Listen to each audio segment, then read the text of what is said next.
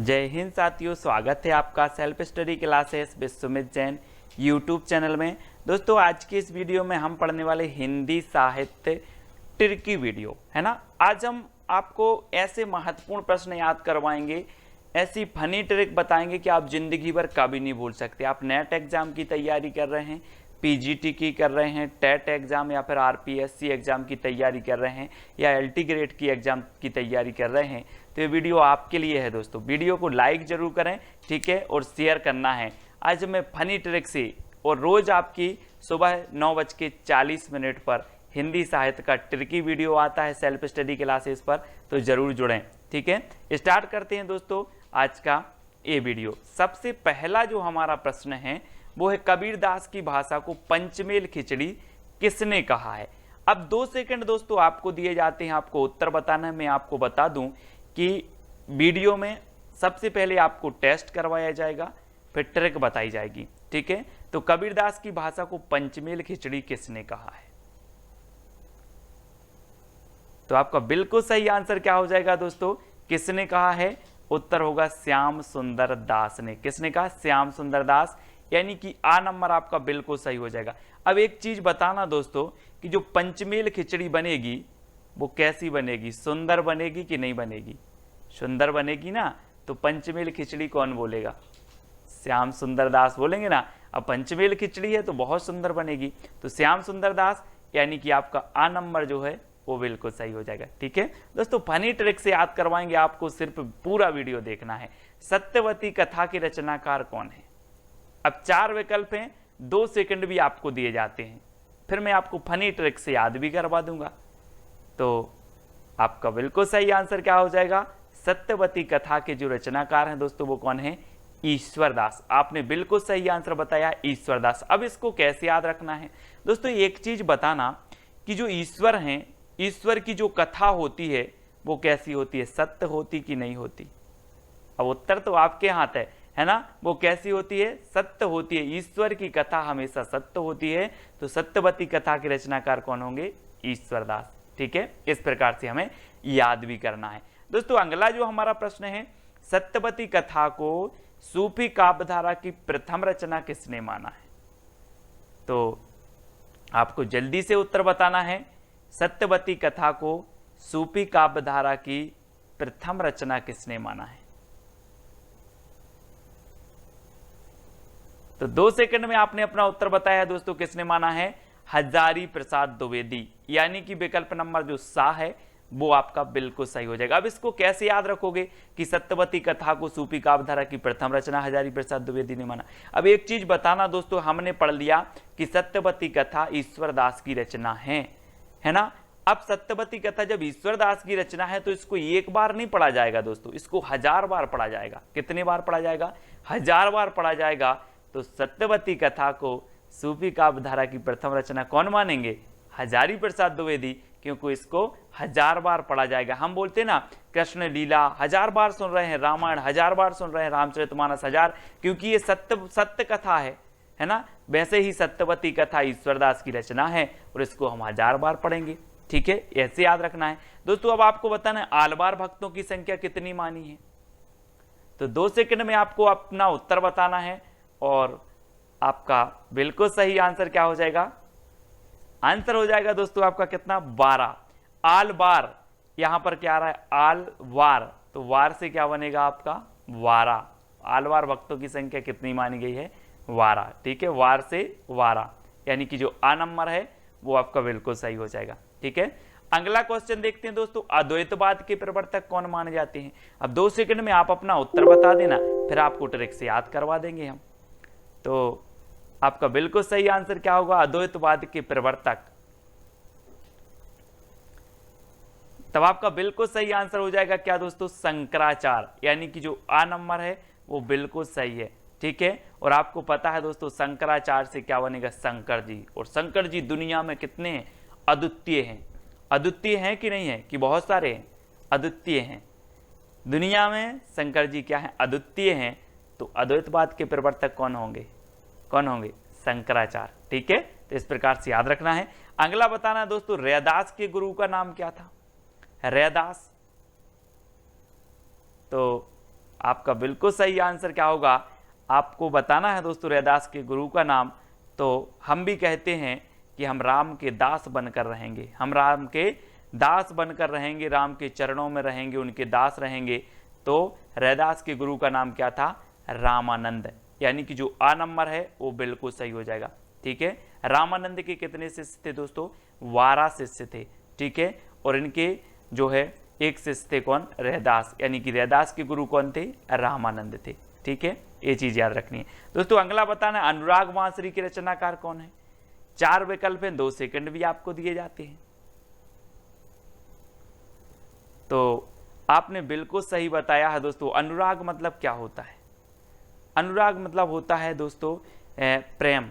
क्या होता है, मैं अनुराग करता हूं, उससे प्रेम करता हूं। और जो प्रेम करता है ना, और प्रेम को क्या कहते हैं, और प्रेम की बांसुरी बजाता है वो क्या करेगा, है ना, उसी को कहते हैं हम क्या, मोहब्बत। तो यहाँ से नूर मोहम्मद, है ना, हम बोलते हैं ना नूर जहां से प्यार करते थे, वो नूर जहां से प्रेम करते थे।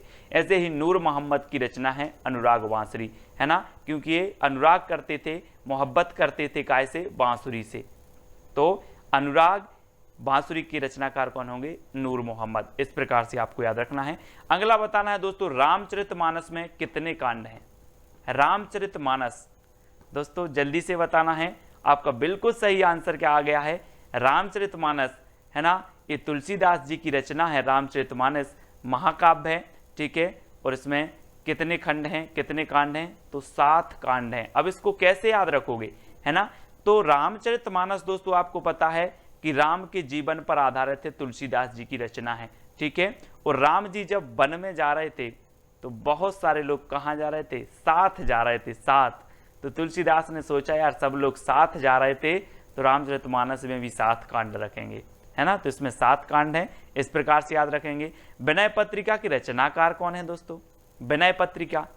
अब एक चीज बताना दोस्तों कि संसार में सबसे ज्यादा विनय राम जी की किसने की है, विनय पूर्ण दोहे लिखे हैं, विनय की है किसने की है, तो वो की है दोस्तों किसने, तुलसीदास जी ने। ठीक है, तुलसीदास यानी कि जो आ नंबर है वो बिल्कुल सही है ना। आपने सुना है, क्या सुना है कि चित्रकूट के घाट में भई संतन की भीड़, तुलसीदास चंदन घिसे तिलक देत रघुवीर। दोस्तों जो विनय पत्रिका है ये ब्रज भाषा में तुलसीदास जी की रचना है, याद रख लेना। कई बार पूछी जाती है कि विनय पत्रिका की भाषा क्या है, तो भाषा है ब्रज भाषा और तुलसीदास जी की है। ठीक है, अगला बताना दोस्तों, भक्तमाल के रचनाकार कौन है, भक्तमाल।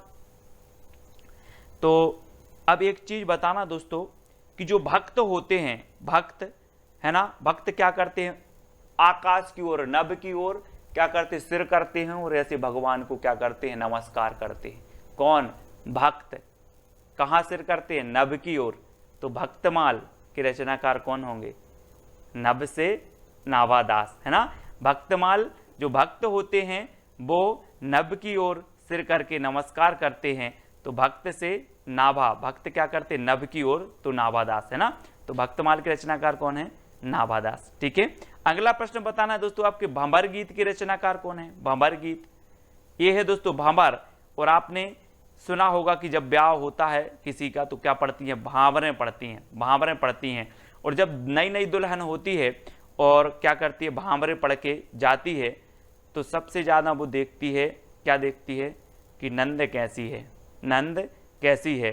और नंद अगर तेज हुई तो सोचती है यार नंद की भांवर पड़ जाती जल्दी, नंद की भंवर जल्दी पड़ जाती। तो भंवर गीत के रचनाकार कौन होंगे, नंद की भांवर पढ़वाते हैं जल्दी, तो नंददास, यानी कि 12 नंबर आपका बिल्कुल सही होगा। ठीक है, भंवर गीत नंददास की रचना है। ठीक है, तो जो कृष्ण काव्य धारा थी दोस्तों, कृष्ण काव्य धारा में सूरदास जी के बाद नंददास जी का नंबर आता था, है ना। अगला बताना है, रामायण महानाटक के रचनाकार कौन है। मैं सिर्फ दोस्तों ट्रिक से याद करवा रहा हूं, बहुत सारी चीजें आपको बता सकता हूं, लेकिन रामायण में ट्रिक से ही याद करवा रहा हूं ताकि आपको याद हो जाए। ठीक है, तो रामायण महानाटक के रचनाकार कौन है। अब दोस्तों आपको 2 सेकंड में उत्तर बताना है, और मैं थोड़ी सी आपको हिंट दे रहा हूं कि जो रामायण महानाटक है और जो रामायण है वो हमारी क्या है, प्राण है कि नहीं है, हम बोलते हैं कि रामायण तो हमारी प्राण है, प्राणों के समान है, हम उसको पढ़ते हैं, उससे सार तत्व ग्रहण करते, तो हमारी क्या है, प्राण। तो रामायण महानाटक के रचनाकार कौन हो जाएंगे, कौन होंगे? अब आपको ही बताना है कि रामायण तो हमारी प्राण है, तो प्राणचंद्र चौहान, यानी कि जो 12 नंबर है वो आपका बिल्कुल सही हो जाएगा। ठीक है, अगला प्रश्न देखते हैं दोस्तों, रामचंद्रिका को छंदों का अजायब घर किसने कहा है? अब दोस्तों सबसे पहली बात तो यही आती है, एक क्वेश्चन पूछा जाता है कि छंदों का अजायब घर किसे कहा जाता है, तो आप बता देते हो केशवदास की रामचंद्रिका को। ठीक है, लेकिन रामचंद्रिका को छंदों का अजायब घर कहा किसने है? तो एक चीज बताएं कि जिसने इस रामचंद्रिका का स्वरूप देखा होगा वो ही बता सकता है कि ये छंदों का अजायब घर है। अगर ये पुस्तक बंद है, इसको देखकर आप बता सकते हो कि इसके अंदर क्या है? नहीं बता सकते ना। जिसने रामचंद्रिका का स्वरूप देखा वही बताएगा कि ये छंदों का अजायब घर है। तो राम स्वरूप चतुर्वेदी, इन्होंने स्वरूप देखा और इन्होंने बता दिया कि ये क्या है, छंदों का अजायब घर है। और 12 नंबर आपका बिल्कुल सही हो जाएगा। ठीक है ना, फनी ट्रिक याद हो जाएगा दोस्तों, पूरा वीडियो जरूर देखना है। मधुमालती के रचनाकार कौन है?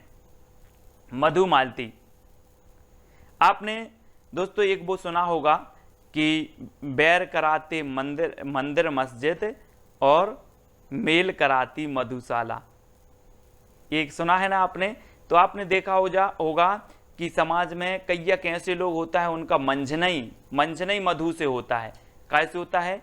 मंझन मधु से होता है। तो मंझन मधु से होता है तो मधुमालती के रचनाकार कौन होंगे? मंझन होंगे ना, मंझन यानी आ नंबर आपका बिल्कुल सही हो जाएगा।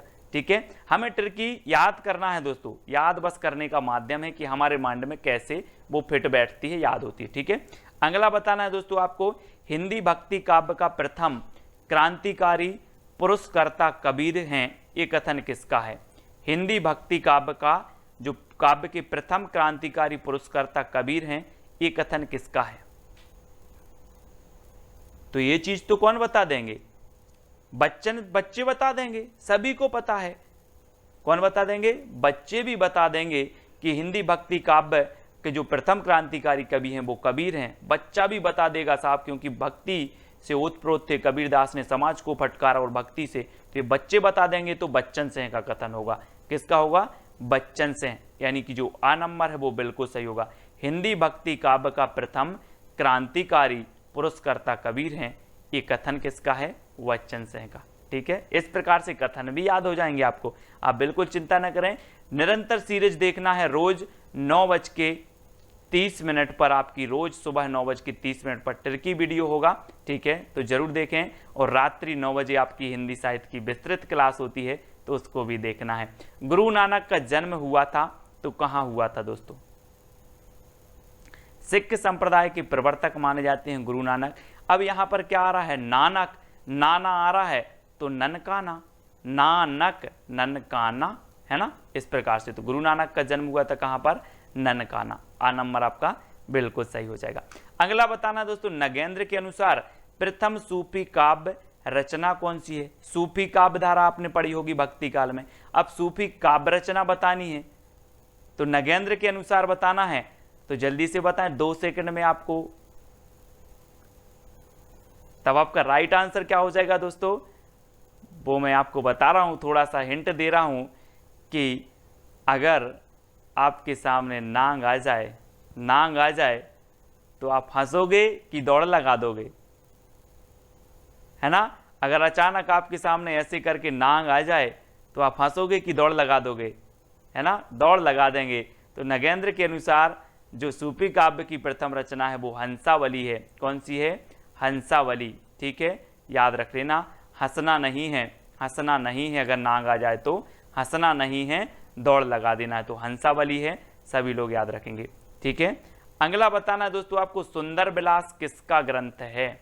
सुंदर विलास, तो प्रश्न क्रमांक 18 है और 2 सेकंड है, बिल्कुल आप आसानी से बता देंगे कि सुंदर आ रहा है तो सुंदर विलास सुंदरदास का ही होगा। ठीक है, सुंदरदास, ये बिल्कुल सही है आपका। ठीक है, आ नंबर आपका बिल्कुल सही हो जाएगा। सुंदरदास का ये ग्रंथ है सुंदर विलास। अगला बताना है दोस्तों, निम्न में से अष्टछाप का कवि नहीं है। अष्टछाप को जो स्थापना हुई थी, मैं आपको अभी क्वेश्चन पूछूंगा उसका, वो अभी नहीं बता रहा हूं मैं आपसे। तो निम्न में से अष्टछाप का कवि नहीं है बताना है। अष्टछाप की स्थापना मैं आपको इतना बता दे रहा हूं कि विट्ठल नाथ ने की थी, ठीक है, लेकिन कौन सा कवि नहीं है इनमें से? तो आपका बिल्कुल सही आंसर क्या हो जाएगा दोस्तों? क्या होगा? आपका नंददास जी भी हैं, सूरदास जी भी हैं, छीत स्वामी हैं, लेकिन कौन नहीं है? नावादास, जिनकी रचना हमने पढ़ी थी कौन सी है? भक्तमाल, है ना, भक्तमाल इनकी रचना है। और ये नावादास जो हैं ये अष्टछाप के कवि नहीं है, यानी कि आपका जो उत्तर है आ नंबर बिल्कुल सही हो जाएगा। अब लोग कंफ्यूज होते हैं दोस्तों, यहाँ भी दास आ रहा है, यहाँ भी दास आ रहा है, यहाँ भी दास आ रहा, तो ये तीनों तो होने चाहिए, ये छीत स्वामी आ रहा तो ये नहीं होनी चाहिए, ऐसे कर देते हैं। लेकिन जिन्होंने पढ़ा है उनको ज्ञान है। कुंभन दास के गुरु कौन थे दोस्तों? वल्लभाचार्य, रामानंद, कबीरदास या विट्ठलनाथ? तो अब दोस्तों यहाँ पर बताना है, फंस गई ना कैसेट, कि वल्लभाचार्य के हैं कि विट्ठलनाथ के हैं। तो दोस्तों एक चीज मैं आपको हिंट दे रहा हूं कि अगर कुंभ के मेले में जाना है तो क्या होनी चाहिए? बल होना चाहिए, क्योंकि भीड़ इतनी रहती है कि आपके अंदर अगर बल नहीं होगा तो आप कुंभ के मेले में नहीं जा सकते। तो कुंभ के मेले में बल चाहिए, तो कुंभन दास के गुरु कौन होंगे? बल से वल्लभाचार्य, यानी कि जो आ नंबर है वो आपका बिल्कुल सही हो जाएगा, ठीक है। कि भरत मिलाप की रचनाकार कौन है? अब भरत मिलाप की रचनाकार बताना है दोस्तों आपको कौन है। 4 विकल्प हैं और 2 सेकंड भी आपको दिए जाते हैं। फिर मैं आपको ट्रिक बताने वाला हूं, थोड़ी सी हिंट देता हूं कि भरत का मिलाप किससे हुआ था? किससे हुआ था? ईश्वर से हुआ था ना। भरत का मिलाप ईश्वर, है ना, श्री राम से हुआ था। तो भरत मिलाप के रचनाकार कौन होंगे? कौन होंगे? भरत का मिलाप ईश्वर से हुआ था तो ईश्वरदास, यानी कि जो विकल्प नंबर आपका ए है वो बिल्कुल सही हो जाएगा, ठीक है। ऐसे ही याद हो जाएंगे दोस्तों आपको। अगला बताना है आपको, बांग्ला भाषा में रचित राम कथा का नाम क्या है? प्रश्न क्रमांक 2 कई बार एग्जाम में पूछा गया दोस्तों। अब 2 सेकंड आपको दिए जाते हैं, आपको उत्तर भी बताना है और मैं आपको ट्रिक भी बताऊंगा, है ना। यहाँ पर 2 चीजें हो रही हैं कि मैं आपको टेस्ट भी करवा रहा हूँ और ट्रिक से याद भी करवा रहा हूँ। तो जल्दी से बताएं, बांग्ला भाषा में रचित राम कथा का नाम क्या है? तो दोस्तों आपको ऐसा नहीं लग रहा कि बंगला से क्या बनेगा? बंगला जिसमें आप क्या करते हो? बास करते हो। क्या करते हो? बास करते हो। तो बंगला भाषा में रचित जो राम कथा होगी वो कौन सी होगी? बास से कृतिवास रामायण, है ना।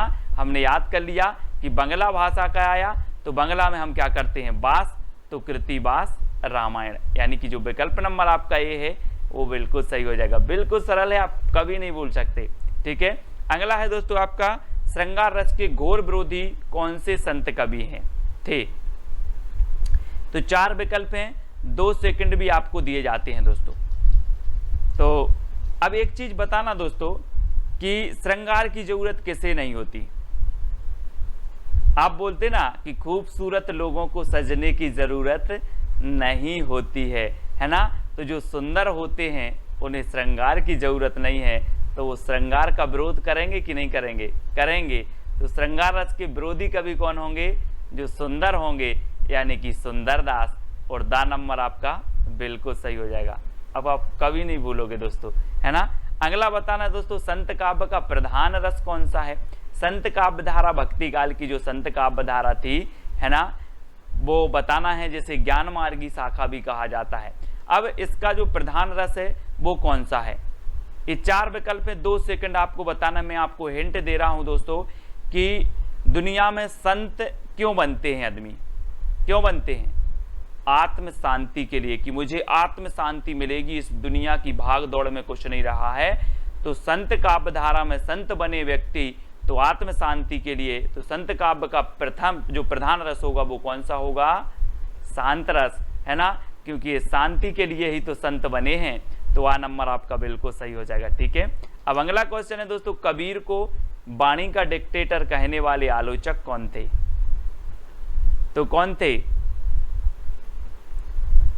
4 विकल्प हैं, 2 सेकंड में आपको अपना उत्तर बताना है। और फिर मैं आपको हिंट दे रहा हूं कि दोस्तों कबीर की वाणी थी ही ऐसी कि उन्हें वाणी का डिक्टेटर एक बार नहीं 1000 बार बोलो, 1000 बार बोलो तब भी वो वाणी के डिक्टेटर थे। 1000 बार बोलोगे तो हजारी प्रसाद द्विवेदी, है ना। वाणी के डिक्टेटर किसने बोला? हजारी प्रसाद द्विवेदी ने, क्योंकि वो वाणी के डिक्टेटर थे और उन्हें एक बार नहीं 1000 बार बोलेंगे तब भी वो वाणी के डिक्टेटर थे। ठीक है, याद रख लेना। अब अगला बताना दोस्तों, उज्ज्वल नीलमणि के रचनाकार कौन है? 4 विकल्प हैं, 2 सेकंड है आपके पास, उत्तर भी आपको बताना है। अगर बनता है तो कमेंट में उत्तर लिखते जाइए आप। उज्ज्वल नीलमणि की रचनाकार कौन है आपको बताना है। तो एक बताना दोस्तों कि आप लोग पढ़ते ना कि ज्यों ज्यों बूढ़े श्याम रंग त्यों त्यों उज्ज्वल होए, है ना। तो क्या हो रहा है? उज्ज्वल रूप, क्या हो रहा है? रूप उज्ज्वल हो रहा है। तो उज्ज्वल रूप हो रहा है तो उज्ज्वल नीलमणि के रचनाकार कौन होंगे? कौन होंगे? रूप गोस्वामी, है ना, क्योंकि क्या हो रहा है? रूप उज्ज्वल हो रहा है। ठीक है, तो डी नंबर आपका बिल्कुल यहाँ पर सही आंसर हो जाएगा, है ना। अगला बताना दोस्तों, विशिष्टाद्वैतवाद के प्रवर्तक कौन है? 4 विकल्प हैं, 4 में से एक का चयन करना है, विशिष्टाद्वैतवाद के प्रवर्तक बताना है। और मैं आपको बता दूं कि इस संसार में विशिष्ट कौन है? कौन है विशिष्ट? राम, है ना, राम, है ना। तो विशिष्टाद्वैतवाद के कौन होंगे? रामानुजाचार्य, यानी कि जो विकल्प नंबर आपका 1 है वो सही है ना। यहाँ पर कहा कि सर संसार में विशिष्ट हैं कौन? राम। तो विशिष्टाद्वैतवाद के प्रवर्तक कौन माने जाएंगे? रामानुजाचार्य। ठीक है, यानी यह नंबर आपका बिल्कुल सही हो रहा है। अगर दोस्तों वीडियो आपको याद हो रहा है, प्रश्न याद हो रहे हैं, ट्रिक अच्छी लग रही है तो वीडियो को लाइक करके अपने मित्रों तक शेयर जरूर करें। अब बीसल देव रासों के रचनाकार बताना है दोस्तों। बीसल देव, है ना, रासों के रचनाकार कौन होंगे? 2 सेकंड में आपको उत्तर बताना है। तो आपका बिल्कुल सही आंसर क्या हो जाएगा? क्या हो जाएगा? ये रचना कई बार पूछी गई है दोस्तों। और आपको बता दूं कि अजमेर के राजा के प्रेम प्रसंग या वियोग से संबंधित है ना। तो ये श्रृंगारिक रचना मानी जाती है और गीति काव्य मानी जाती है, बीसल देव रासो, है ना। और इसके जो रचनाकार हैं वो कौन है? नरपति नाल, है ना। और मैंने आपको कई बार याद करवाया है कि पति कितने नहीं होते? 20 नहीं होते, 1 होते हैं। तो बीसल देव रासो के रचनाकार कौन होंगे? नरपति नाल, है ना, नरपति नाल। इस प्रकार से याद रखेंगे। अब अगला बताना है दोस्तों, हिंदी का प्रथम दैनिक समाचार पत्र समाचार सुधावर्षण के संपादक कौन थे? समाचार सुधावर्षण, सबसे पहले तो ये चीज याद रखनी है कि ये हिंदी का प्रथम दैनिक समाचार पत्र था। ठीक है, और मैं आपको बता दूं कि इसका प्रकाशन हुआ था 1854 में। कहाँ से हुआ था? कलकत्ता से।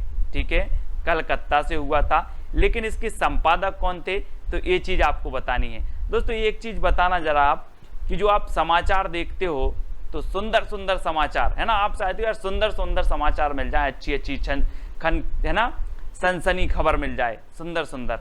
तो जो समाचार सुधावर्षण है ना, सुधावर्षण, और सुधा तो कैसी रहती है? सुंदर रहती है ना। सुधा यानी अमृत, और अमृत कैसी रहती है? अमृत रहता है आपका कैसा? सुंदर। तो श्याम सुंदर सेन, है ना, ये संपादक थे। 1854 में इसका प्रकाशन हुआ था। हिंदी का प्रथम दैनिक समाचार पत्र है और ये प्रकाशन हुआ था कलकत्ता से। तो ये चीज भी आपको याद रखनी है दोस्तों। अगला है, सूरदास के गुरु का नाम क्या था? अब सूरदास जी आ गए, ये वात्सल रस के सम्राट कहे जाते हैं, है ना। 2 सेकंड आपको याद बताते हैं दोस्तों, फिर आपको बताना 2 सेकंड में आप उत्तर बताएंगे।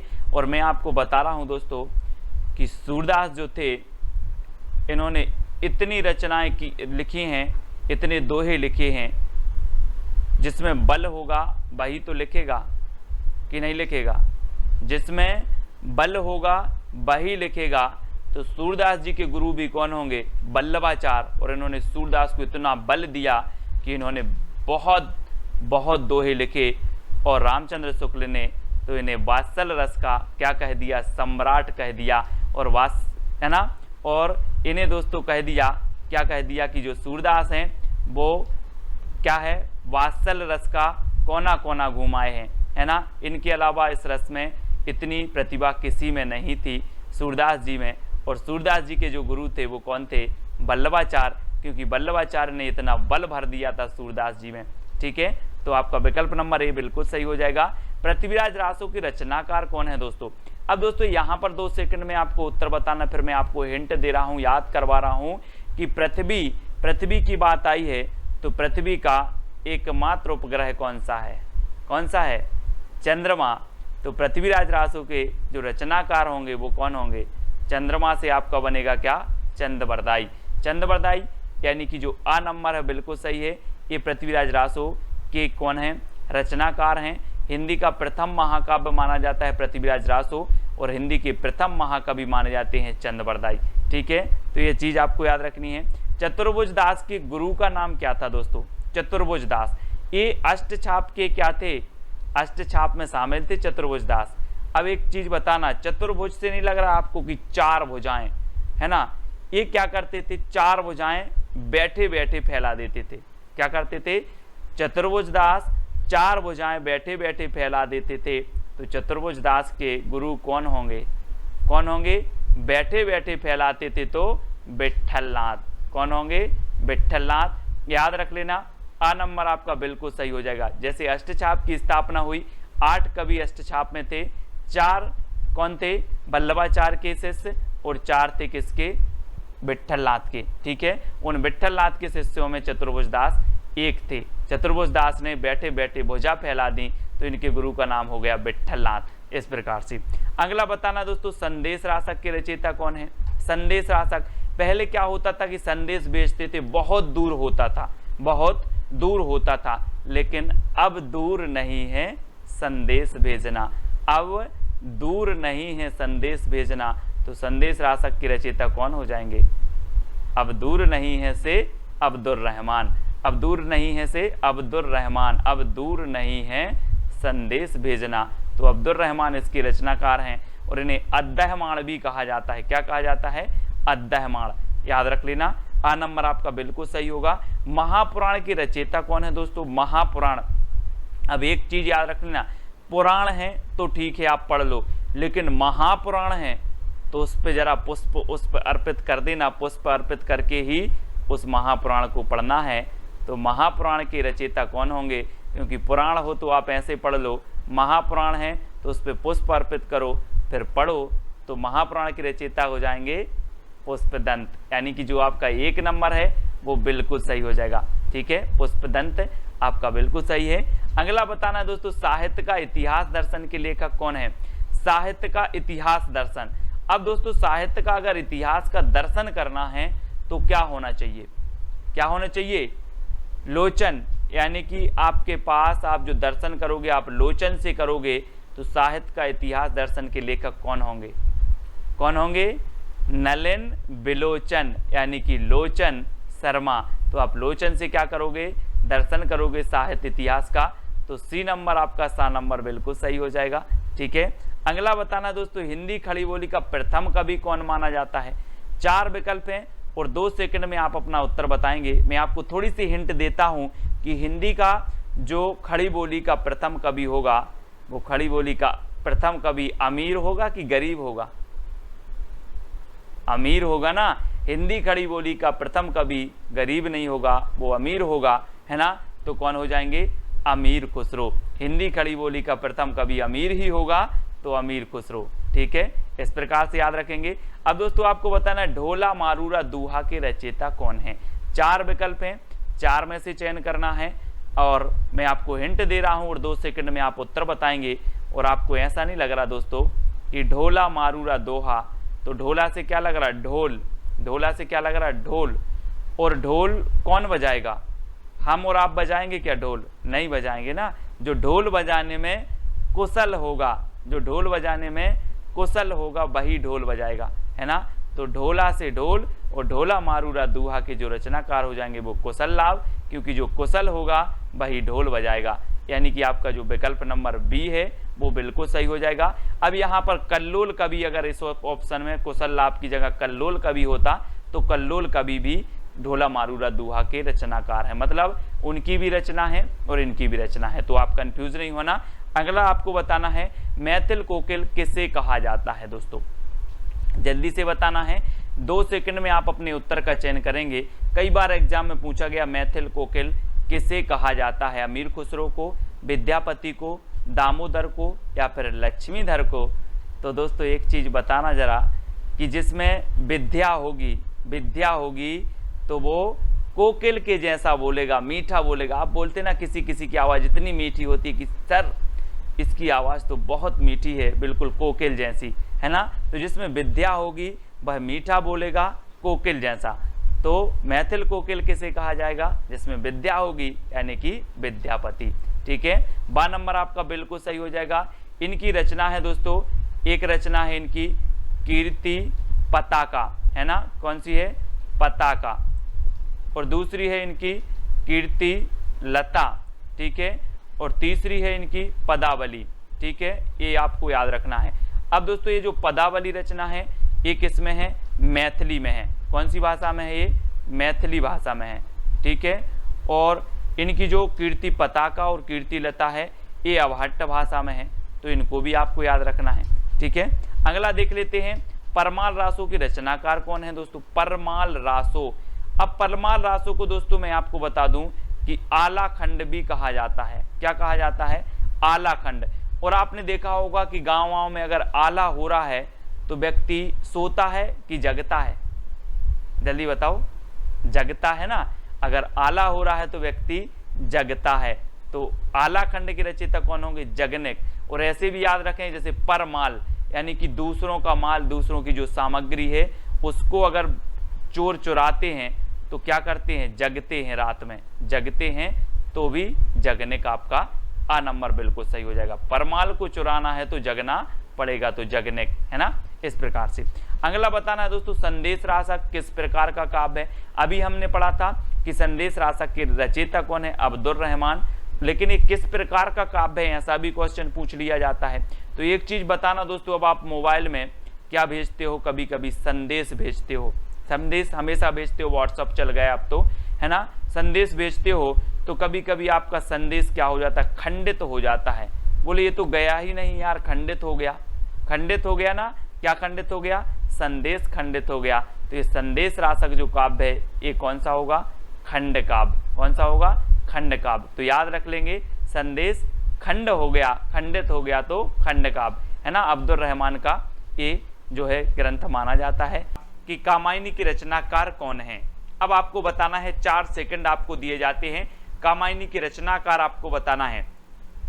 तब तक मैं आपको बता दूं दोस्तों कि आप किसी भी प्रकार की कामना करने कहाँ जाते हो? कहाँ जाते हो कामना करने?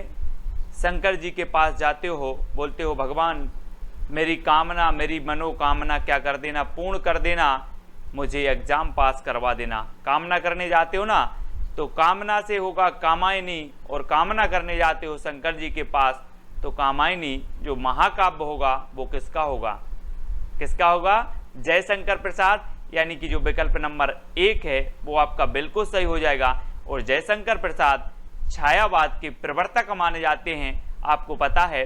ठीक है, याद रख लेना, है ना। और दोस्तों ये जो कामायनी है ये इनका महाकाव्य है, और इसमें कितने सर्ग हैं? तो इसमें 15 सर्ग माने जाते हैं। ठीक है, ये चीज भी आपको याद रखना है। कामायनी में कितने सर्ग हैं? 15 सर्ग हैं। ठीक है, अगला क्वेश्चन देखते हैं, तुलसीदास किसकी रचना है? दोस्तों अभी तक आपने नाम सुना होगा तुलसीदास, है ना। कभी सुन लिया आपने कभी का नाम, लेकिन अब रचना का नाम भी तुलसीदास। क्या बात है। तो जल्दी से आपको बताना है ये रचना किसकी है। और आपको पता है दोस्तों कि जो तुलसीदास कवि हुए हैं वो क्या थे? हिंदी साहित्य में सूर्य के समान थे, क्योंकि इन्होंने ऐसा महाकाव्य दिया है जिसने पूरे हिंदी साहित्य को क्या कर दिया? भक्तिमय बना दिया, है ना। भक्ति काल को तो स्वर्ण युग कहलवा ही दिया है। और जो तुलसीदास हैं वो क्या थे? सूर्य के समान थे। तो तुलसीदास रचना किसकी होगी? सूर्यकांत त्रिपाठी निराला की।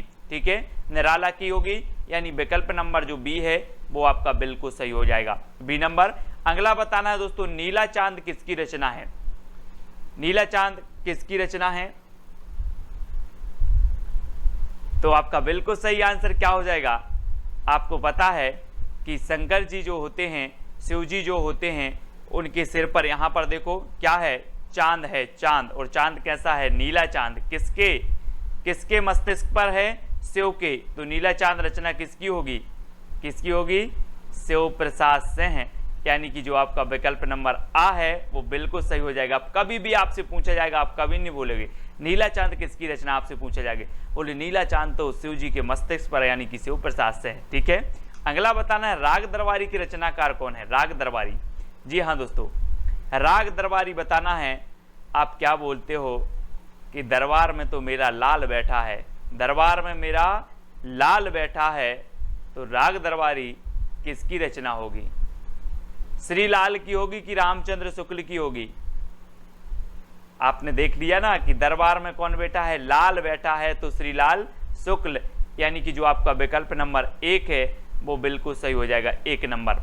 ठीक है, अगला क्वेश्चन देखते हैं दोस्तों, प्रिय प्रवास की रचनाकार कौन है? आप अपना टेस्ट भी करते जाएं और ट्रिक से याद भी होता जाएगा। अब एक चीज बताना दोस्तों कि आपको सबसे प्रिय क्या है? क्या है प्रिय? अयोध्या। अयोध्या आपके लिए बहुत सबसे प्रिय है, क्योंकि राम की जन्मभूमि है अयोध्या, आपके लिए प्रिय है। ठीक है कि नहीं है?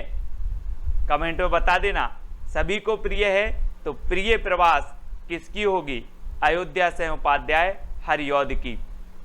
ठीक है, तो याद रख लेना, प्रिय क्या है? अयोध्या। तो प्रिय प्रवास खड़ी बोली का प्रथम महाकाव्य माना जाता है ना? प्रिय प्रवास और अयोध्या से उपाध्याय हरिऔध का है, और हरिऔध द्विवेदी युग के कवि माने जाते हैं। तो ये चीज भी आपको याद रखनी है। कितनी नाव में कितनी बार की रचनाकार कौन है? कितनी नाव में कितनी बार। अब आपसे कहा जाए कि आप कितनी नाव में कितनी बार बैठे, तो बोले सर अज्ञे, पता नहीं मुझे, बहुत बार बैठे। अज्ञे है, क्या है? अज्ञे है, अज्ञात है ना?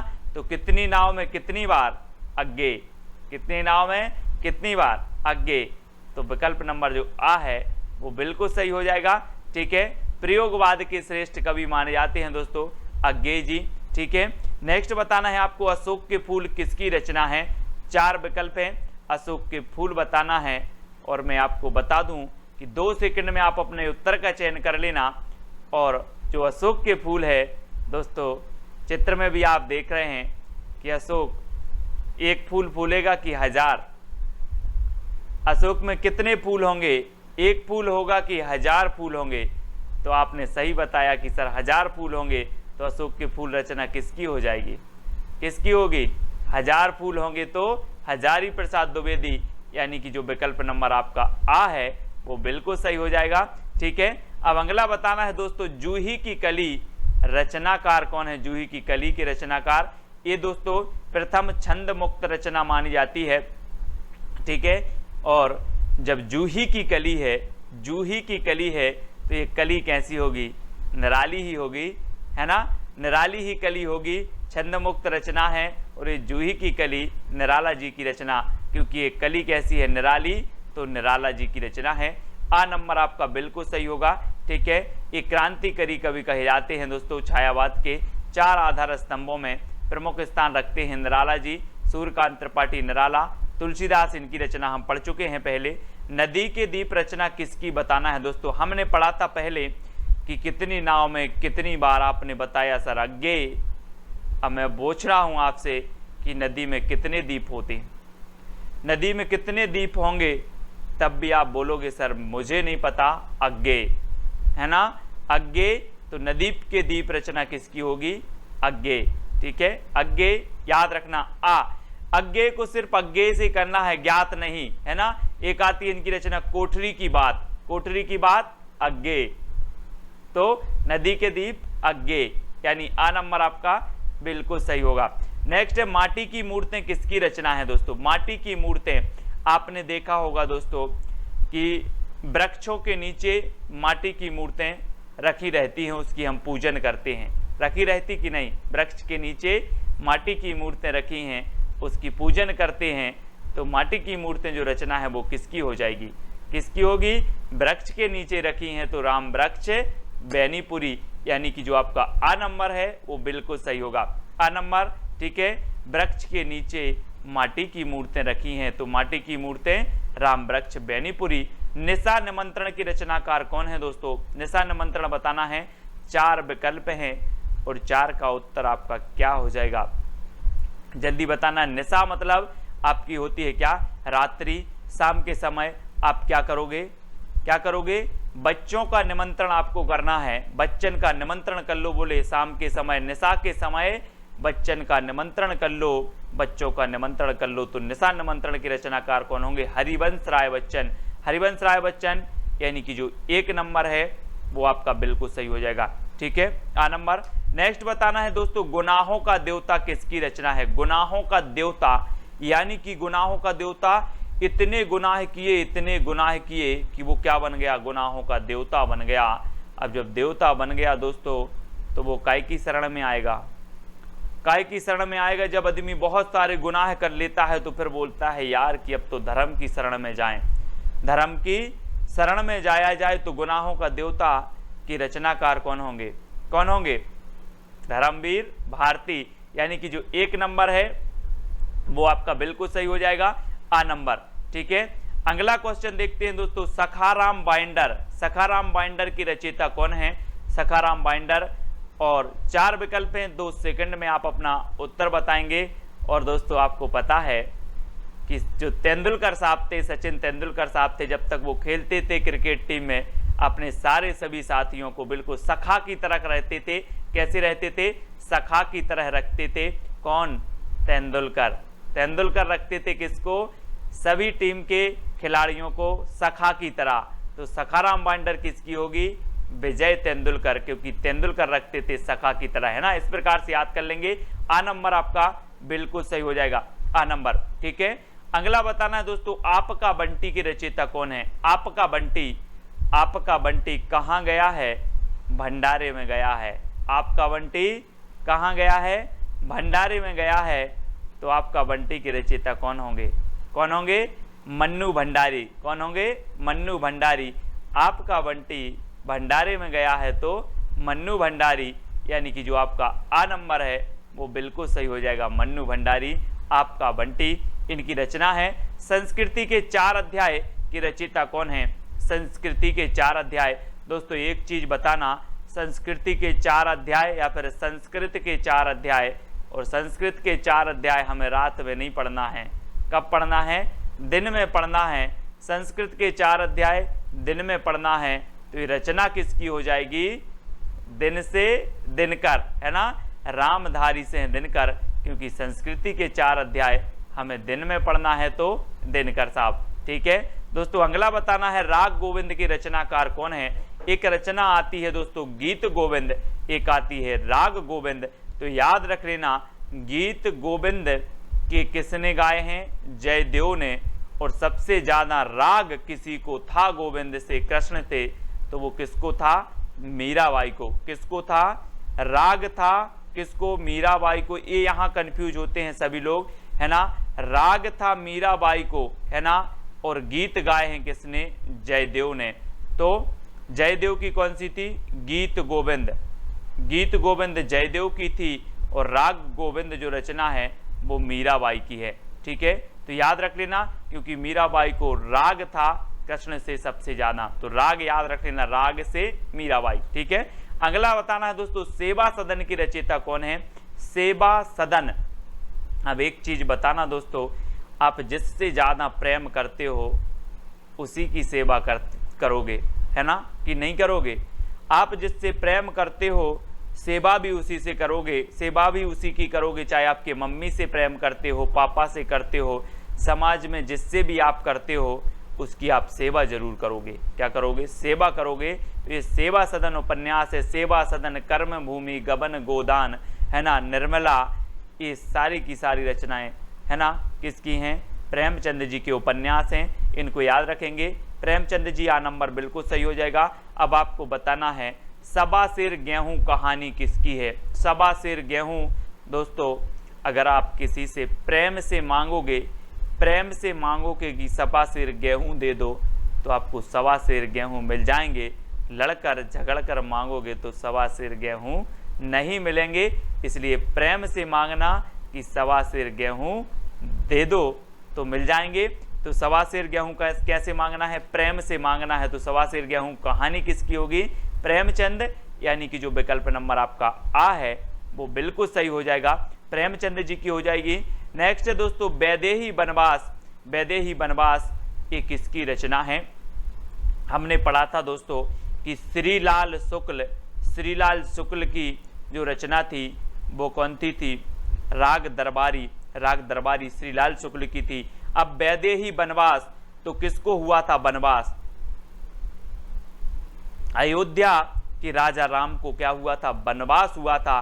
तो वैदेही वनवास किसकी रचना होगी? अब वनवास तो आ रहा है, सीधा सीधा है कि वनवास हुआ था अयोध्या के राजा राम को, तो वैदेही वनवास किसकी रचना होगी? अयोध्या से उपाध्याय हरिऔध की। द्विवेदी युग के श्रेष्ठ कवि हैं दोस्तों प्रिय प्रवास, इनका एक महाकाव्य है, वो भी खड़ी बोली का है, और हिंदी का खड़ी बोली का प्रथम महाकाव्य प्रिय प्रवास हरिऔध जी का। याद रखेंगे महावीर प्रसाद द्विवेदी के नाम पर द्विवेदी जी का द्विवेदी युग का नाम पड़ा था, तो ये भी याद रखना है।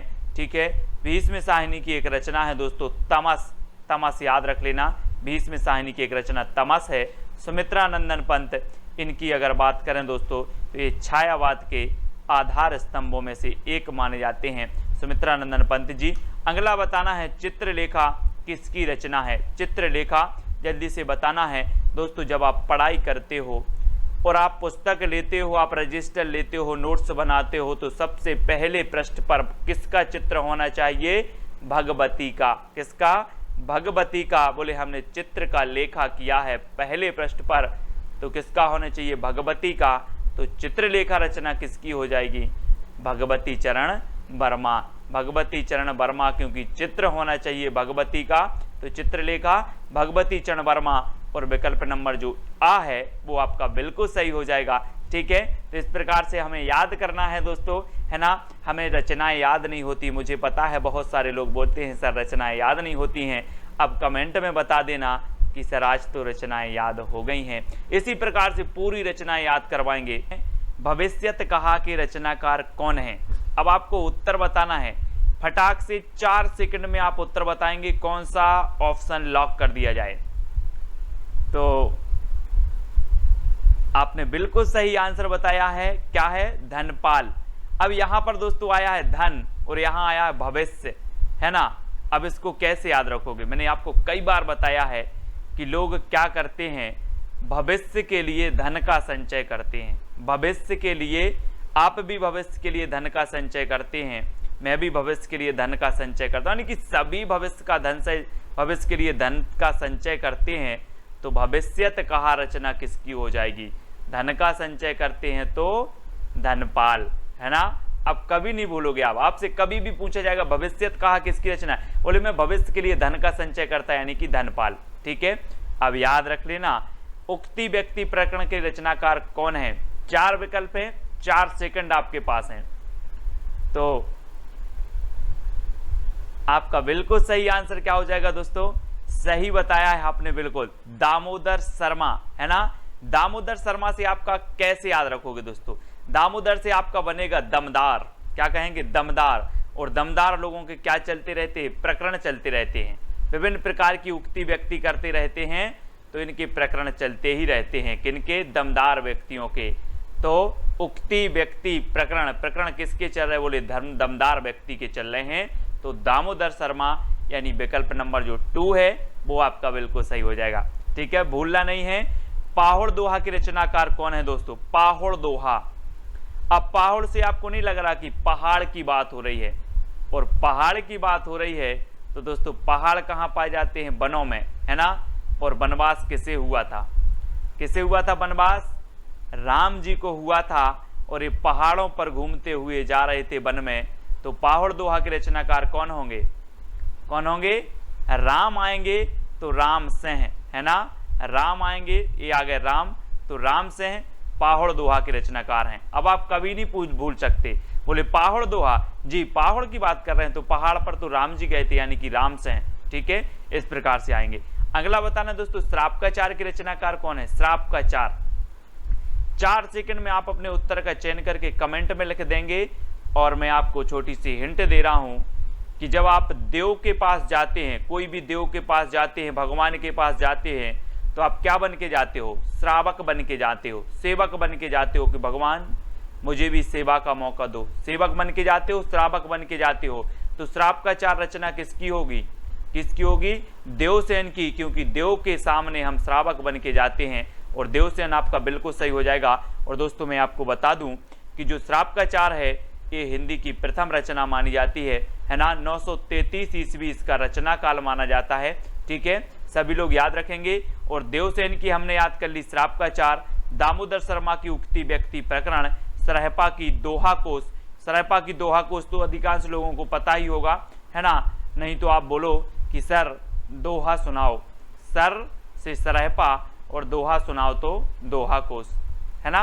और राम से की पाहड़ दोहा, ये तो आपको याद है। नेक्स्ट है वर्ण रत्नाकर के रचनाकार कौन है? दोस्तों मैंने आपको कई बार याद करवाया है कि वर्ण रत्नाकर, यानी कि आपको वर्ण की बात हुई है तो वर्ण जो होते ना अपने अनार का, आम का, अपने पढ़े होंगे अपन हिंदी साहित्य वाले, है ना। तो वर्ण रत्नाकर यानी कि वर्ण, और वर्ण हमें कैसे पढ़ना है? ज्योति में पढ़ना है, ज्योति में, अंधेरे में नहीं पढ़ना वर्णों को, नहीं तो अनार को उल्लू का बोल दो। इसलिए वर्णों को ज्योति में पढ़ना है। तो वर्ण रत्नाकर के रचनाकार कौन होंगे? ज्योति में पढ़ना है तो ज्योतिरीश्वर ठाकुर। ठीक है, वर्ण रत्नाकर के। अब आप कभी नहीं बोलोगे, मैं बोलूंगा वर्ण रत्नाकर के रचनाकार कौन है, आप बोलोगे सर ज्योति में पढ़ना है, ज्योतिरीश्वर ठाकुर। यानी कि विकल्प नंबर जो आपका बी है वो बिल्कुल सही हो जाएगा। ठीक है, अगला बताना दोस्तों, अपभ्रंश शब्द का सबसे पहले प्रयोग किसने किया? अपभ्रंश शब्द का बताना है दोस्तों। अब एक चीज बताना दोस्तों कि जो अपभ्रंश शब्द का प्रयोग करेगा उसको अपभ्रंश शब्द का पहले से पता होगा जब तो उसने प्रयोग किया। अब जिसको कोई चीज पता नहीं है वो कैसे प्रयोग करेगा? तो अपभ्रंश शब्द का पहले से पता था इसलिए प्रयोग किया। पता से आपका क्या बनेगा? पतंजलि। क्या बनेगा? पतंजलि। तो अपभ्रंश शब्द का पतंजलि को क्या था? पता था, तो इन्होंने क्या कर दिया? अपभ्रंश शब्द का सबसे पहले प्रयोग किया इन्होंने। यानी कि आपका जो आ नंबर है वो बिल्कुल सही हो जाएगा। ठीक है, ऐसे याद रखेंगे। अगला बताना दोस्तों, अपभ्रंश को आभीरों की भाषा किसने कहा है? अपभ्रंश को आभीरों की भाषा किसने कहा है आपको बताना है। 4 सेकंड में आपको बताएंगे। अब दोस्तों एक बार अपभ्रंश ने सोचा कि यार मुझे कोई भी कुछ भी बोलता रहता है, आभीरों की भाषा, कहीं ये भाषा, कहीं बिगड़ी हुई भाषा। अब जो बोलेगा तो क्या मिलेगा? दंड मिलेगा। अगर कोई आभीरों की भाषा मुझे बोलेगा तो क्या मिलेगा? दंड। तो आभीरों की भाषा कौन बोलेगा? दंड से दंडी, है ना। कहा कि आभीरों की भाषा अगर बोला तो क्या मिलेगा? दंड। तो आभीरों की भाषा किसने बोला? दंडी ने। ठीक है, अपभ्रंश को दंडी, है ना, याद रख लेना। आ नंबर आपका बिल्कुल सही होगा। किस विद्वान ने अपभ्रंश को देश भाषा माना? देश भाषा किसने माना? 4 विकल्प में से चयन करना है दोस्तों। और मैं आपको बता देता हूं कि जो देश का बेटा होगा, देश का सन होगा, उसे ही देश का माना जाएगा कि नहीं माना जाएगा? कि जो विदेश का आ रहा उसे देश का मान लिया जाए? जो देश में पैदा हुआ होगा, जो देश का सन होगा, जो देश का बेटा होगा, उसे ही देश का कहेंगे। तो अपभ्रंश को देश भाषा जो कहा है, इन्होंने सोचा कि यार ये तो हमारे ही सन है ना, यहीं उत्पन्न हुआ है। तो सन मतलब ग्रियर्सन, है ना, ग्रियर्सन। इन्होंने देश भाषा कहा है कि अपभ्रंश की जन्म यहीं हुआ है। कहाँ हुआ है? यहीं हुआ है, इसलिए क्या है? देश भाषा है। ये यहीं की क्या है? सन है, सन। ठीक है, तो ग्रियर्सन, ग्रियर्सन साहब के बारे में आपको पता है कि इनका एक ग्रंथ है modern vernacular literature of Hindustan. ठीक है, और ये एशियाटिक सोसाइटी ऑफ बंगाल के निर्देशन में प्रकाशित हुआ था, है ना, मॉडर्न वर्नाकुलर लिटरेचर। और दोस्तों एक प्रश्न और पूछा जाता है कि जो ग्रियर्सन साहब हैं, सर्वप्रथम जो काल विभाजन का प्रयास किया, किसने किया? तो ग्रियर्सन साहब ने किया है सर्वप्रथम। ठीक है, तो याद रख लेना सभी लोग ग्रियर्सन के बारे में। और अपभ्रंश को सबसे पहले देश भाषा कहने वाले हैं तो वो कौन है? ग्रियर्सन साहब। ठीक है, अगला बताना दोस्तों, अवधि का एक अन्य नाम क्या है? अवधि। तो दोस्तों आप लोग विभिन्न प्रकार के कार्य करते हो और उनमें आपको अवधि मिलती है। क्या मिलती है? अवधि। और घर वाले आपसे बोलते हैं कौन सी अवधि मिली, कौन सी अवधि मिली, या अवधि कौन सी ली, अवधि कौन सी ली। तो अवधि का अन्य नाम क्या होगा? कौन सी ली मतलब कौशली। अवधि कौन सी ली? बोले कौशली। ठीक है, तो अवधि का जो अन्य नाम होगा वो क्या होगा? कौशली। अब याद रख लेना अवधि कौन सी ली, है ना, इस प्रकार से। तो कौन सी ली आपको याद रखना है, ठीक है। अगला आपको बताना दोस्तों, अवधि ग्रंथ अवध विलास किसकी रचना है। अवध विलास, आप लोगों ने वो एक गीत सुना होगा दोस्तों, एक गीत है बुंदेलखंड का कि बना की अवधपुरी ससुराल बारात को जय है रे, एक आपने गीत सुना होगा। अवध से क्या हो जाएगा, अवध का लाल, अवध का लाल। तो अवधि ग्रंथ है अवध विलास, और अवध विलास के जो रचनाकार होंगे वो कौन होंगे, लाल दास, क्योंकि अवध का लाल, है ना। तो याद रखना अवधि ग्रंथ है अवध विलास, और अवध विलास के रचनाकार हैं लाल दास। सभी को याद रखें, कभी भूलना नहीं, अगर भूल गए तो एक बार वीडियो फिर से देख लेना। राम काव्य परंपरा की सर्वप्रमुख भाषा है तो कौन सी है। दोस्तों आपको पता है कि राम को भी क्या मिली थी, अवधि मिली थी। बोले आप 14 वर्ष के वनवास को जाओगे, है ना, और इनको अवधि मिल गई 14 वर्ष की, तो अवधि मिली। तो राम काव्य परंपरा की जो सर्वप्रमुख भाषा होगी वो कौन सी होगी, कौन सी होगी, अवधि, ठीक है। याद रख लेना राम काव्य परंपरा की सबसे जो प्रमुख भाषा है वो कौन सी है, अवधि है। और आपको पता है कि राम काव्य धारा के जो श्रेष्ठ कवि हैं वो कौन है, तुलसीदास जी, ठीक है। और तुलसीदास ने दोस्तों सबसे पहले अवधि भाषा का प्रयोग किया, और आपकी जो रामचरितमानस है महाकाव्य है, ठीक है, श्रेष्ठ महाकाव्य है रामचरितमानस। और दुनिया में अगर सर्वाधिक जो टीकाएं लिखी गई तो वो रामचरितमानस की लिखी गई, और रामचरितमानस की जो भाषा है वो अवधि भाषा है, ठीक है। ये चीज भी याद रखनी है। और बाद में तुलसीदास ने ब्रज भाषा का भी प्रयोग किया है, विनय पत्रिका, कृष्ण गीतावली, है ना, इन रचनाओं में क्या किया है, ब्रज भाषा का प्रयोग किया है। लेकिन राम काव्य परंपरा की जो प्रमुख भाषा है वो अवधि ही है, जिनका जो जीता जागता उदाहरण रामचरितमानस है, ठीक है। ब्रज भाषा का उदय माना जाता है तो कब से माना जाता है दोस्तों। अब आप लोग कहते हैं कि हमें ब्रज जाना है, कन्हैया की जन्मभूमि जाना है, कन्हैया जी के दर्शन करने जानी है, इस प्रकार से बोलते ना, है ना। तो ब्रज अगर जाना है आपको तो अब भूल जाना कि 2-5 रुपए में पहुंच जाओगे, अब सीधे 1000 लगेंगे आपको। कितने लगेंगे, 1000 लगेंगे। तो ब्रज भाषा का उदय कब होगा, कब होगा, 1000 ईस्वी, 1000 ईस्वी के आसपास ब्रज भाषा का उदय माना जाता है। यानी कि आपका जो विकल्प नंबर 1 है वो बिल्कुल सही हो जाएगा, 1 नंबर, ठीक है। अगला प्रश्न देखते हैं दोस्तों, पश्चिमी हिंदी का विकास अपभ्रंश के किस रूप से हुआ है। ये दोस्तों हम आपको आज पूरी अच्छे से बता रहे हैं, है ना। पश्चिमी हिंदी, पश्चिमी हिंदी आपको पता है, पश्चिमी से क्या होगा, पश्चिमी हिंदी का विकास बनाना है। पश्चिमी से यहाँ पर देखो ये भारत का नक्शा दिया है, ये आपका पूर्वी क्षेत्र है और ये पश्चिमी क्षेत्र है। और पश्चिमी क्षेत्र में कौन सा आता है, गुजरात। और गुजरात में आपको पता है शेर बहुत हैं, शेर बहुत हैं। पश्चिमी राज्य गुजरात और गुजरात में शेर बहुत हैं। तो पश्चिमी हिंदी का जो विकास माना जाएगा वो कैसे माना जाएगा, शेर से सौर सैनी, है ना, सौर सैनी अपभ्रंश से कौन सी निकली, पश्चिमी हिंदी, ठीक है, याद रख लेना है ना। सौर सैनी अपभ्रंश से पश्चिमी हिंदी आई। और मागधी से कौन सी आई, मागधी, मागधी से आई दोस्तों आपकी कौन सी, बिहारी का बंगला ओड़ा असमिया में। इसका एक कोड है वो आपको याद रखना है, बिहारी का बंगला ओड़ा असमिया में, बंगला ओड़ा असमिया, ठीक है, ये याद है आपको और होगा। तो बिहारी से बिहारी हिंदी, ठीक है, और बंगला ओड़ा से उड़िया और असमिया, है ना। ये जो है ये कैसे आई, मागधी से आई, है ना। तो याद रख लेना है, मगध में बिहारी का बंगला ओड़ा असमिया, मगध से बन जाएगा आपका मागधी, है ना। और बिहारी हिंदी, बंगला, उड़िया और असमिया ये सभी कौन से निकली हैं, मागधी से, है ना। और पश्चिमी हिंदी से सौर सैनी से पश्चिमी हिंदी, ठीक है, याद रख लेना। अर्धमागधी से कौन सी निकली, पूर्वी हिंदी, अर्धमागधी से पूर्वी हिंदी, ठीक है। ब्राचड़ से कौन सी निकली, सिंधी निकली, सिंधी। तो ये तो हो गई आपकी इनसे निकलने वाली भाषाएं। फिर दोस्तों आपको पश्चिमी हिंदी से भी पढ़ना है। पश्चिमी हिंदी से जो निकली आपकी निकली कौन कौन सी, पश्चिमी हिंदी की बात करें तो आपकी निकली दोस्तों गुजराती, कौन सी निकली, गुजराती, राजस्थानी, है ना, सॉरी राजस्थानी, गुजराती और पश्चिमी हिंदी, ठीक है, ये निकली आपकी काय से, सौर सैनी से। तो आपको याद रख लेना है, सौर सैनी से पश्चिमी हिंदी, गुजराती और राजस्थानी, ठीक है। और पश्चिमी हिंदी से जो निकलने वाली थी उनका भी मैंने आपको कोड बनाया था, कानों के खड़ी बुंदेली ब्रजभान हरि के पास। कानों से आपकी कन्नौजी, खड़ी से खड़ी बोली, है ना, बुंदेली से बुंदेली, ब्रज से ब्रज, हरि से हरियाणवी, है ना।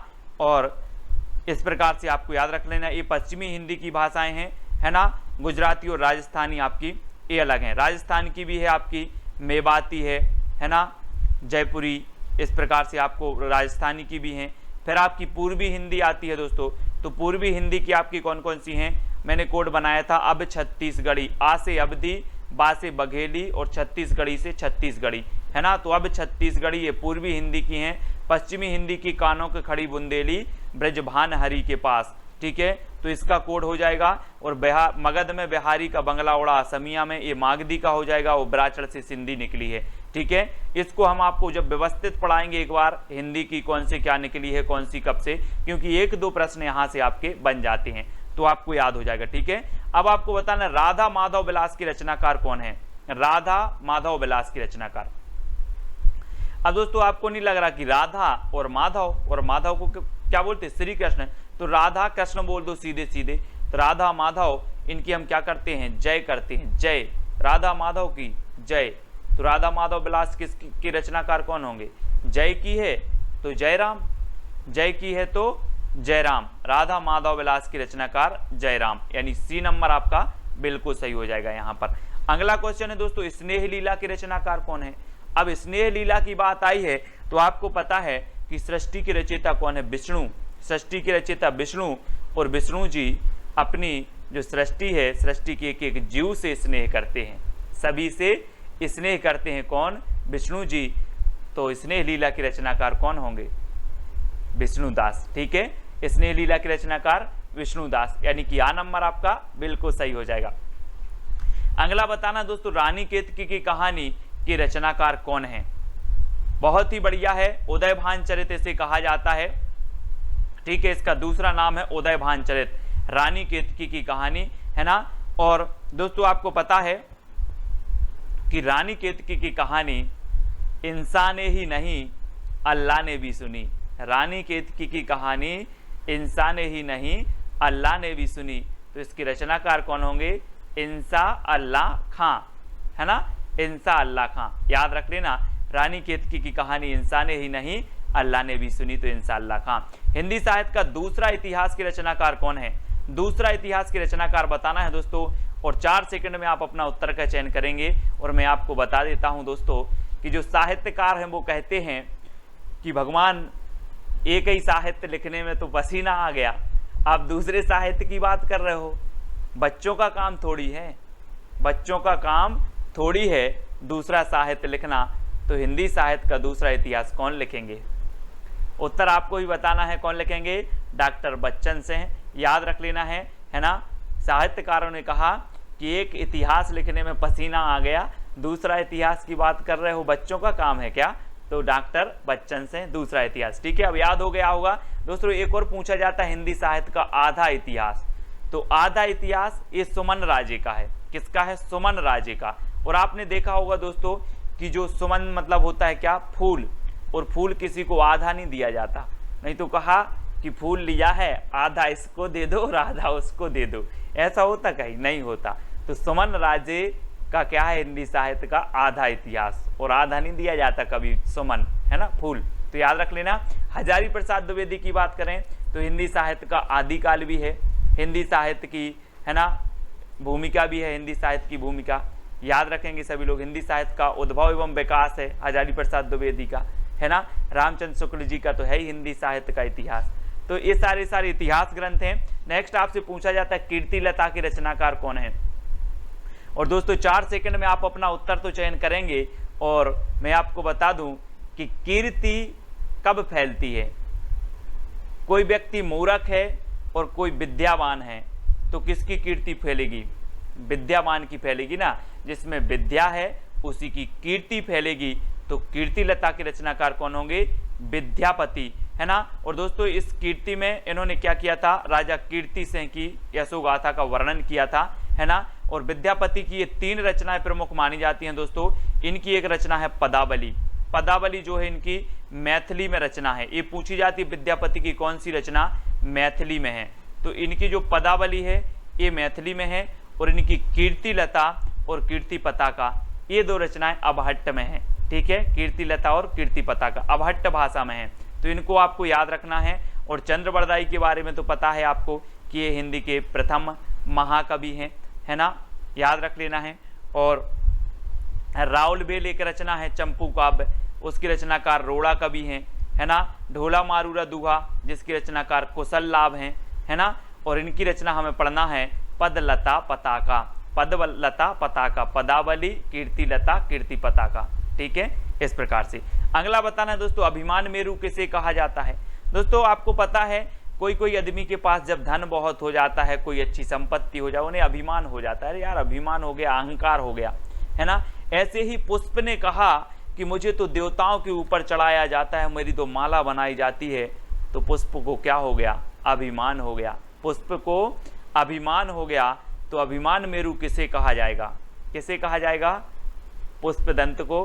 पुष्पदंत ने दोस्तों अपने आप को अभिमान मेरु का। ऐसा भी क्वेश्चन आता है निम्न में से बताइए कौन सा कवि अपने आप को, कौन से कवि ने अपने आप को अभिमान मेरु की उपाधि दी थी, तो पुष्पदंत, है ना। इनका एक आपने पढ़ा होगा महापुराण, महापुराण ग्रंथ है पुष्पदंत जी का, बहुत ही श्रेष्ठ है पुष्पदंत जी का महापुराण, है ना। तो इन्होंने अभिमान मेरु कहा था, ऐसे ही पुष्प को भी अभिमान हो गया, इस प्रकार से याद रख लेंगे, है ना। तो 1 नंबर आपका बिल्कुल सही होगा।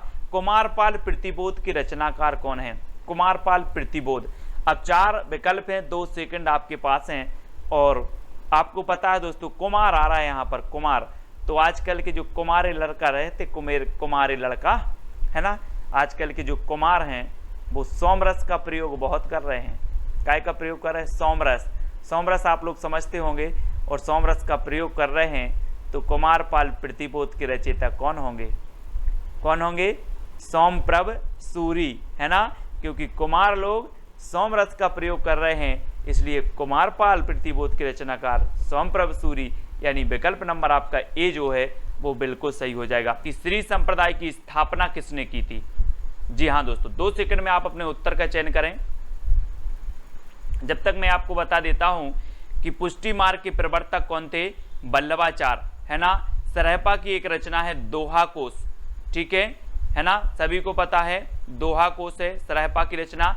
और आपका उत्तर हो जाता है श्री संप्रदाय की, क्या हो जाता है, रामानुजाचार्य, है ना, रामानुजाचार्य। और दोस्तों आपको पता होगा कि देश के कोने कोने में हम क्या बोलते हैं, श्री, फिर क्या लगाते हैं, राम, क्या करते हैं, श्री राम। तो श्री संप्रदाय के साथ हमने राम जोड़ दिया, तो श्री संप्रदाय के कौन होंगे, रामानुजाचार्य, श्री राम, है ना। तो रामानुजाचार्य, श्री संप्रदाय के रामानुजाचार्य, ठीक है। विशिष्टाद्वैतवाद के रामानुजाचार्य, ठीक है। वैष्णव आचार्य थे, इन्होंने वैष्णव धर्म का क्या किया, प्रचार प्रसार किया, रामानुजाचार्य ने, ठीक है। ये चीज याद रखनी है दोस्तों। आपको बताना है प्रबंध चिंतामणि के रचनाकार कौन है, प्रबंध चिंतामणि। तो 2 सेकंड में आप अपने उत्तर का चयन करेंगे और आपका बिल्कुल सही आंसर क्या हो जाएगा, मेरुतुंग, मेरुतुंग। प्रबंध चिंतामणि के रचनाकार कौन है, मेरुतुंग हैं। और दोस्तों आपको पता है कि हमारे देश में विभिन्न प्रकार के मेरु यानी पर्वत हैं, है ना, पर्वत शिखर है ना, हमने विभिन्न प्रकार के। तो हमें क्या करना है, पर्वत शिखरों का, मेरुओं का, मेरु का क्या करना है, प्रबंध करना है, मेरु का प्रबंध करना है। तो मेरु की हमें चिंता करनी पड़ेगी। जैसे हमारा लद्दाख का पठार है, लद्दाख के पठार में मेरु हैं और उनकी हमें चिंता करनी पड़ेगी, नहीं तो छीन लेंगे लोग, है ना। तो इसलिए मेरु की चिंता करना है हमें और उनका प्रबंध करना है। तो प्रबंध चिंतामणि के रचनाकार कौन होंगे, मेरुतुंग, ठीक है, याद रखेंगे। आ नंबर आपका बिल्कुल सही है। रोड़ा कवि की एक रचना है कौन सी, राउलबेल। राउलबेल है दोस्तों, शिलांकित कृति मानी जाती है, शिलांकित कृति, ठीक है। तो इसको याद रख लेना है, राउलबेल की, रोड़ा कवि की राउलबेल शिलांकित कृति मानी जाती है, ठीक है। अगला देखते हैं दोस्तों, अगला जो अपना प्रश्न है वो क्या है उसको देखते हैं। पृथ्वीराज रासो की रचना विधान में सर्वाधिक विवादास्पद पक्ष कौन सा है? 2 सेकंड में आप अपने उत्तर का चयन करेंगे। और आपको पता है कि पृथ्वीराज रासो चंद्रबरदाई जी का महाकाव्य है। पृथ्वीराज रासो हिंदी का प्रथम महाकाव्य है। चंद्रबरदाई हिंदी के प्रथम महाकवि हैं। चंद्रबरदाई पृथ्वीराज रासो में 69 सर्ग हैं। ठीक है, इसमें जो सर्ग है, सर्ग को क्या कहा जाता है? समय कहा जाता है। ये चीज आपको पता है। आदिकाल में अगर पूछा जाता है कि छंदों का अजायबघर किसे कहा जाता है, तो पृथ्वीराज रासो को कहा जाता है। अब पृथ्वीराज रासो के जो है प्रमाणिक होने पर संदिग्ध है। विभिन्न लोगों ने, विभिन्न विद्वानों ने अलग अलग मत प्रकट किए हैं। यहाँ पर पूछा है कि सर्वाधिक विवादास्पद पक्ष कौन सा है, तो आपका सही उत्तर क्या हो जाएगा? इसकी ऐतिहासिकता। और आपको पता है दोस्तों कि पृथ्वी की ऐतिहासिकता पर भी विवाद है। कोई कहता है कि इस पृथ्वी के सृष्टिकर्ता विष्णु जी हैं। कोई कहता है, विज्ञान कहता है कि बिग बैंग सिद्धांत के द्वारा पृथ्वी एक क्या थी? आग का गोला थी, पिंड थी, उसके फटने से विभिन्न ग्रह बने, पृथ्वी का निर्माण हुआ। तो पृथ्वी की ऐतिहासिकता पर क्या है? विवाद है। तो पृथ्वीराज रासो की भी ऐतिहासिकता पर क्या होगा? विवाद होगा। ये क्वेश्चन कई बार पूछा गया है। तो पृथ्वीराज रासो की ऐतिहासिकता पर क्या है? विवादास्पद है। सर्वाधिक विवादास्पद ऐतिहासिकता है। अगला क्वेश्चन बताना दोस्तों, बीसलदेव रासो का काव्य रूप क्या है? सबसे पहले तो ये बात पता होनी चाहिए कि जो बीसलदेव रासो काव्य है वो किसका है? नरपति नाल का है। किसका है? नरपति नाल का है। ठीक है, अब इसके काव्य रूप क्या है? 2 सेकंड में आपको बताना है दोस्तों। तो आपको पता है ना दोस्तों कि यहाँ पर क्या आ रहा है? देव और 20।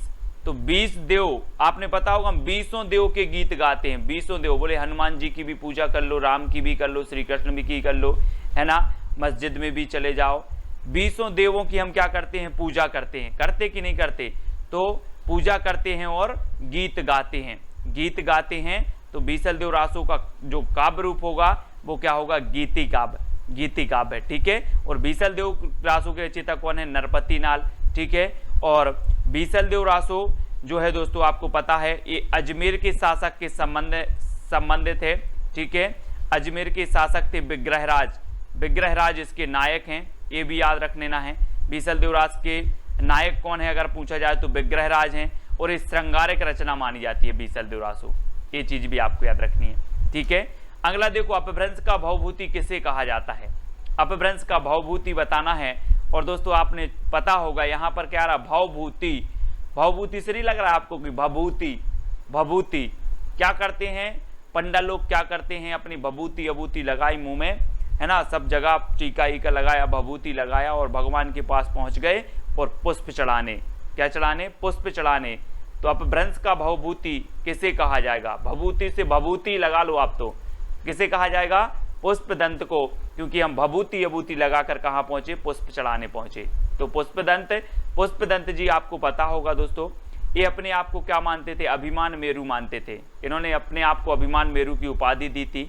इनका एक ग्रंथ है महापुराण, है ना, पुष्पदंत जी का, वो भी आपको याद रखना है। ठीक है, और अपभ्रंश के प्रथम कवि कौन है? स्वयंभू। ये अपभ्रंश के प्रथम महाकवि हैं, है ना। और स्वयंभू को हिंदी का प्रथम कवि किसने माना है? तो वो माना है किसने? राम कुमार वर्मा ने। ये चीज भी आपको याद रखनी है। ठीक है, राम कुमार वर्मा। और सरहपा के बारे में तो मैंने आपको बताया था कि सरहपा की जो रचना है एक कौन सी है? दोहा कोश है ना। सरहपा मैंने आपको कई बार बताया है कि आप कभी बोलोगे कि सर दोहा सुनाओ, सर दोहा सुनाओ, तो मैं वही वाला सुना दूंगा कि पोती पढ़ पढ़ जग मुआ पंडित भया न कोई, 2.5 अक्षर प्रेम के पढ़े सो पंडित। वही वाला दोहा आता मुझे तो, है ना। तो सर दोहा सुनाओ, तो दोहा कोश सरहपा, सर से, है ना। और राम सिंह की कौन सी है? पाहोड़ दोहा, पाहोड़ दोहा। ठीक है, तो याद रखना है। अगला बताना, ध्यान मंजरी की रचयिता कौन है? दोस्तों ध्यान मंजरी के रचयिता बताना है अग्रदास हैं, नावादास हैं, कुंभन दास हैं या फिर सूरदास हैं। तो आपका बिल्कुल सही आंसर क्या हो जाएगा? दोस्तों मैं बोल रहा हूं कि आप पढ़ाई कर रहे हो और आपका ध्यान अग्र कहीं नहीं जाना चाहिए, सिर्फ पढ़ाई पर जाना चाहिए, वीडियो पर जाना चाहिए। अग्र आपका ध्यान नहीं जाना चाहिए। तो ध्यान मंजरी के रचयिता कौन होंगे? क्योंकि ध्यान कहाँ नहीं जाना चाहिए? अग्र, तो अग्रदास। ठीक है, नावादास के गुरु कभी कभी पूछा जाता है तो अग्रदास। ठीक है। कुंभन दास के गुरु पूछे जाते हैं तो बल्लभाचार, सूरदास जी के गुरु पूछे जाते हैं तो बल्लभाचार, इनको याद रखेंगे। नाभादास के गुरु अग्रदास, नाभादास की एक रचना है कौन सी, भक्तमाल, कौन सी है, भक्तमाल, ये भी आपको याद रखनी है, ठीक है। आगे देखते हैं हनुमान नाटक के रचयिता कौन है। दोस्तों मैंने एक चित्र आपको दिया है, हनुमान जी के दर्शन करें और फिर हनुमान नाटक के रचयिता बताएं कौन हो सकते हैं। मैंने ये चित्र क्यों दिया है, इसलिए दिया है कि हनुमान जी अपना सीना हृदय फाड़ कर दिखा रहे, हृदय फाड़ कर दिखा रहे हैं और बोले कि मेरे हृदय में देख लो सीता और राम विराजमान रहते हैं, मेरे हृदय को फाड़ कर देख लो सीता और राम विराजमान रहते हैं। तो हनुमान नाटक के रचयिता कौन होंगे, हृदय राम, क्योंकि हनुमान के हृदय में कौन होते हैं, राम होते हैं, हृदय राम। तो आ नंबर आपका बिल्कुल सही हो जाएगा। अब कभी भी आपसे पूछा जाएगा हनुमान नाटक के रचयिता कौन है, तो हनुमान की बात आई है, बोले हृदय राम, हनुमान तो हृदय में राम को रखते हैं, ठीक है। तो आ नंबर आपका बिल्कुल सही हो जाएगा। अगला बताना है दोस्तों बरबे रामायण के रचयिता कौन है, बरबे रामायण। 4 विकल्प हैं, 4 में से चयन करना, 2 सेकंड आपको दिए जाते हैं। और एक चीज बताना दोस्तों कि जब तुलसीदास ने रामायण लिखी, तुलसीदास ने रामायण लिखी, रामचरितमानस लिखी, तो एक चीज बताना कि रामायण पर आधारित इन्होंने रामचरितमानस लिखी, लेकिन इन्होंने बार बार नहीं पढ़ी होगी क्या इसको। हम कोई भी चीज 5 लाइन लिख देते हैं, 5 लाइन अगर कोई अच्छी सी पंक्तियां लिख दी, कविता लिख दी, तो हम बार बार पढ़ते रहते उसी को। तो तुलसीदास ने इतना बड़ा महाकाव्य लिखा, ये बार बार नहीं पढ़ेंगे, पढ़ेंगे ना बार बार, तो बार बार पढ़ी तो बरबे रामायण, बरबे से बार बार, बरबे रामायण के रचयिता कौन होंगे, बोले तुलसीदास होंगे, क्योंकि इन्होंने क्या की, रामचरितमानस की रचयिता इन्होंने रचना की, रामायण की रचना की, है ना। तो इन्होंने बार बार पढ़ी, इसलिए बरबे रामायण याद रखना। तुलसीदास जी राम काव्य धारा की पता है आपको, श्रेष्ठ कवि माने जाते हैं, है ना। जानकी मंगल, है ना, बरबे रामायण और भी बहुत सारी इनकी रचनाएं हैं, रामचरितमानस, ठीक है, विनय पत्रिका, कृष्ण गीतावली, ये सारी की सारी रचनाएं याद करना है तुलसीदास जी की। ट्रिक से मैं आपको याद करवाएंगे एक बात, है ना। अग्रदास की हमने पढ़ी थी कौन सी, ध्यान मंजरी पढ़ ली थी। और अग्रदास जो गुरु हैं अग्रदास, वो किसके हैं, नाभादास के हैं, ठीक है। प्राणचंद्र चौहान की आपको पता है दोस्तों, प्राणचंद्र चौहान की भी इनकी रचना है, कौन सी है याद नहीं आ रही है मुझे, बहुत अच्छी है, पूछी जाती है, रामायण महानाटक। कौन सी है, रामायण महानाटक। हम बोल देते ना कि रामायण हमारे क्या हैं, प्राण हैं, रामायण हमारी प्राण है, तो रामायण महानाटक के रचयिता कौन होंगे, प्राणचंद्र चौहान। और पुष्पदंत के बारे में तो आपको बता दिया है दोस्तों कि इन्हें भवभूति कहा जाता है, अपभ्रंश का भवभूति पुष्पदंत को, है ना। महापुराण इनका एक काव्य है, रचना है महापुराण, ठीक है। और पुष्पदंत जो हैं बहुत ही इन्होंने अपने आप को क्या कहा था, अभिमान मेरु कहा था। तो ये चीज़ भी आपको याद करनी है। और बरबे बार बार रामायण किसने पढ़ी थी, तुलसीदास ने, तो बरबे रामायण के तुलसीदास हो जाएंगे, ठीक है। हंस जवाहर की रचयिता बचाना है दोस्तों, हंस जवाहर। यहाँ पर जवाहर हीरा जवाहरात रखे हैं यहाँ पर, और आप कहीं गए हो काम करने और यहाँ से आपके जो हंस जवाहर क्या हो गए, गोल हो गए, जवाहर गोल हो गए। आपने पूछा कि जवाहर कहाँ गए, तो बोले हंस जवाहर खा गया, हंस जवाहर खा गया। क्यों खा गया, हमें विश्वास नहीं है, बोले कसम से हंस जवाहर खाएगा। तो कसम से तो कासिम शाह है, हंस क्या खा गया, जवाहर खा गया। तो कासिम शाह की हंस जवाहर, है ना। नूर मोहम्मद की अनुराग बांसुरी, है ना। शेख नबी की ज्ञानदीप, उस्मान की चित्रावली, आपको रचनाएं याद करना है, ठीक है, याद करवा देंगे। सीतायन की रचनाकार कौन है दोस्तों, सीतायन। अब यहाँ पर आया है सीता, और 2 सेकंड आपको बताना है, और ये भी बता देना है कि सीता जी किसकी प्रिया थी, किसकी थी, राम की प्रिया थी और उनकी शरण में रहती थी। बोले हमें आपकी शरण मिल जाए, इससे अच्छा और कुछ नहीं हो सकता मेरे लिए। तो सीतायन किसकी रचना होगी, राम प्रिया, राम की प्रिया कौन थी, सीतायन, है ना, सीता जी थी। तो इसलिए सीतायन राम प्रिया शरणदास, राम प्रिया शरणदास की रचना है सीतायन, कभी नहीं भूलोगे अब आप, है ना। इस प्रकार से याद करना है ना। तो बताना है दोस्तों, भक्ति आंदोलन को ईसाइत की देन किसने कहा है। ईसाइत आप समझते हो, ईस बोल दो आप, तो इसको ईस बोल दो कि ईस की देन। ईश मतलब ईश्वर की देन है, वो तो भक्ति। तो आप लोग बोलते हैं, आपने कई लोगों के मुंह से सुनी होगी कि हम तो ईश्वर के क्या हैं, संतान हैं, हम तो ईश्वर के सन हैं, हम तो ईश्वर के पुत्र हैं, है ना। तो आपको जो भक्ति मिलेगी वो कहाँ से मिलेगी? ईश्वर से ही मिलेगी कि नहीं मिलेगी? मिलेगी। जब आप ईश्वर के सन हो तो भक्ति भी आपको ईश्वर से ही मिलेगी। तो भक्ति आंदोलन को ईसाइत की देन किसने माना है? ईश ने ही देन, ईश ने ही दिया है। तो कौन मानेंगे? उनके सन मानेंगे, है ना। किसके? ईश्वर के सन। ईश्वर के सन ने भक्ति आंदोलन को ईश की देन मानी है, ठीक है। तो सन यानी गिरियर्सन, याद रख लेना है सभी लोग। और आपको पता है कि जनता की चित्तवृत्तियों की निराशा की भावना से रामचंद्र शुक्ल ने माना है। हजारी प्रसाद द्विवेदी ने क्या माना कि ये तो स्वाभाविक होना ही था, है ना। और मुस्लिम आक्रमण भी ना हुए होते। रामचंद्र शुक्ल ने कहा था कि मुस्लिम आक्रमण के कारण जनता की चित्तवृत्ति से भक्ति आंदोलन का उदय हुआ, है ना। हजारी प्रसाद द्विवेदी ने इसका स्वाभाविक माना है कि ये तो स्वाभाविक रूप से इसका उदय होना ही था। इस प्रकार से आपको याद रखना है। अगला बताना दोस्तों, भक्ति काल को स्वर्ण युग किसने कहा है? स्वर्ण काल, स्वर्ण काल, यहाँ पर स्वर्ण काल और स्वर्ण युग आपको देखना है दोस्तों, ठीक है। स्वर्ण काल किसने कहा है? तो आपका राइट आंसर क्या हो जाएगा? काल की बात जब आती है, काल की, तो आपको याद रख लेना है कि गिरियर्सन, है ना। गैरों का स्वर्ण हमें कैसा लगता है? काल की तरह लगता है। गैरों का स्वर्ण हमें काल की तरह लगता है और खुद का स्वर्ण हमें सुंदर लगता है ना।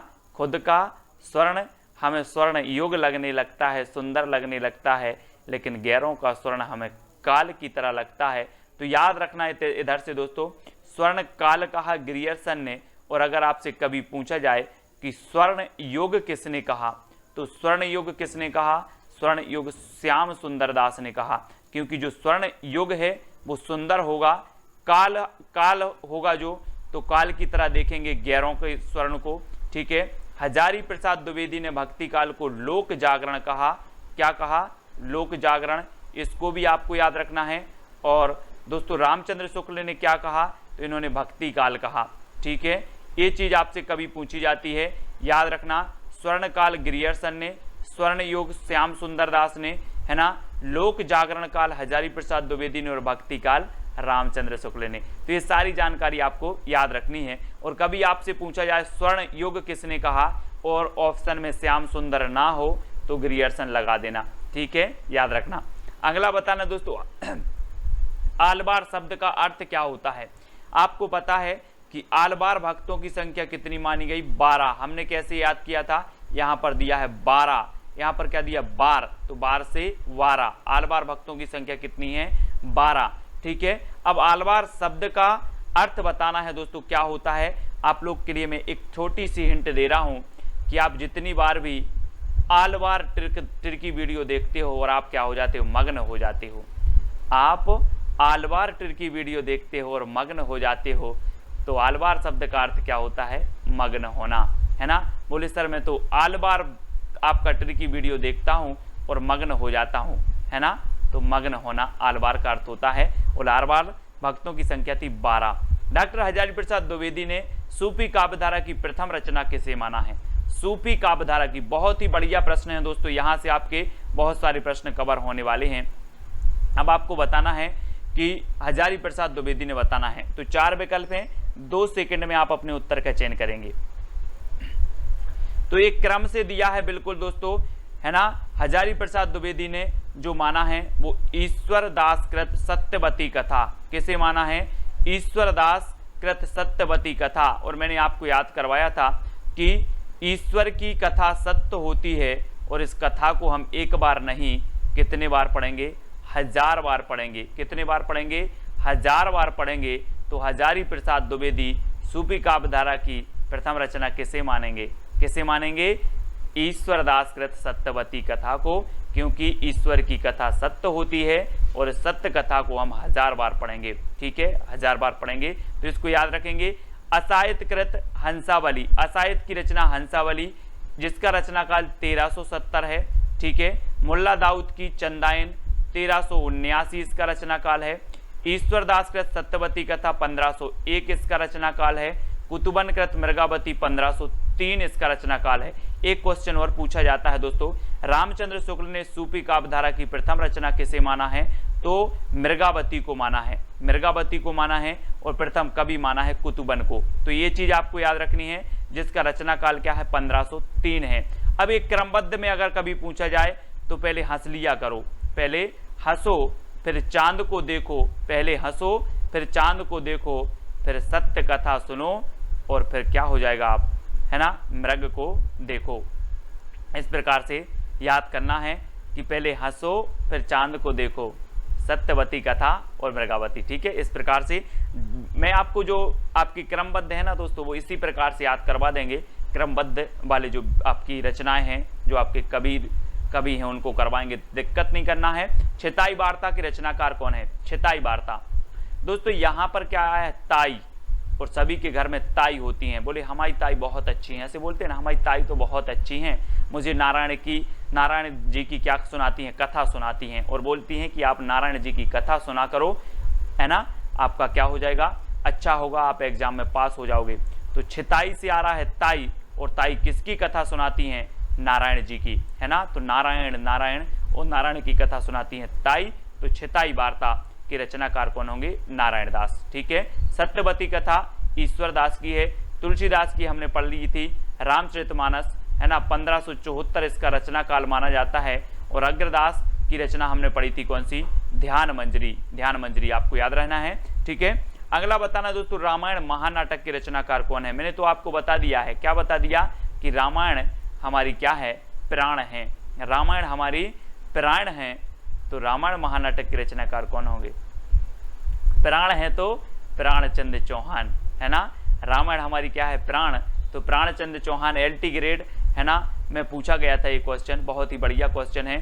कुतुबन की तो मृगावती अपने पढ़ ली है, तुलसीदास की अपन रामचरितमानस, है ना, वर्वे रामायण, रामज्ञा प्रश्न और कृष्ण गीतावली, ये सारी रचनाएं तुलसीदास जी की हैं। गोकुलदास की बात करें तो 252 वैष्णव की वार्ता और 84 वैष्णव की वार्ता, ये गोकुलदास की रचनाएं हैं, है ना, इनको भी आपको याद रखना है।